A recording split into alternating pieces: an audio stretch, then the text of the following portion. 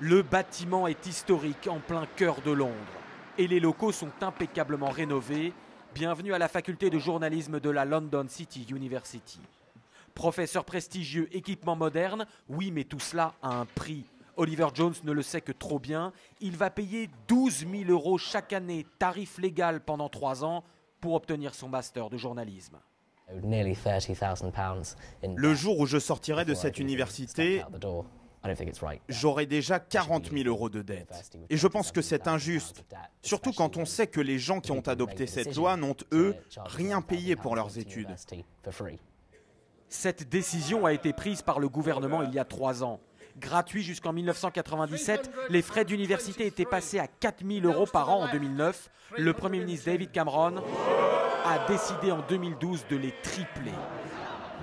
D'immenses manifestations étudiantes, rares au Royaume-Uni, avaient alors éclaté. Moi et mon ami, on veut faire médecine. Ça va prendre 7 ans. Il n'y a aucune chance pour qu'on puisse rembourser. Et même les pots de yaourt jetés sur la voiture du prince Charles n'y ont rien changé. Depuis, l'université est devenue un produit de luxe. Oliver Jones doit donc, comme quasiment tous les étudiants, avoir un emploi à côté. Le soir, il est serveur dans ce pub. Cela lui permet de payer son quotidien et son logement, très cher à Londres, mais certainement pas de rembourser le prêt pour ses études. Plus la fin de mes études approche et plus je me mets à cogiter et à m'inquiéter. Car oui, 40 000 €, c'est pas quelque chose qu'on rembourse en un claquement de doigts. Ce sera long. Et ça, c'est sans compter les intérêts. Et il n'est pas le seul à s'inquiéter. Des économistes s'alarment sur la bombe à retardement que représentent ces prêts étudiants. Le risque d'abord de dissuader les jeunes de faire des études et de déclasser les générations futures, alors qu'il est facile de trouver des petits boulots sans diplôme. Le risque surtout d'une faillite généralisée.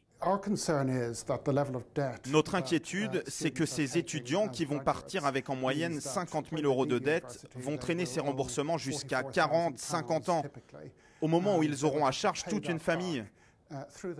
Et imaginez s'il y a une nouvelle récession économique à ce moment-là.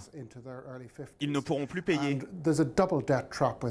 La loi prévoit un garde-fou. La dette universitaire sera annulée au bout de 30 ans si la personne n'a pas eu un salaire suffisant et n'a pas pu rembourser. Et c'est l'État qui paiera la facture. Selon les estimations, ce pourrait être le cas pour la moitié des étudiants. Cette question pourrait coûter cher à David Cameron pour les prochaines élections générales prévues en mai prochain.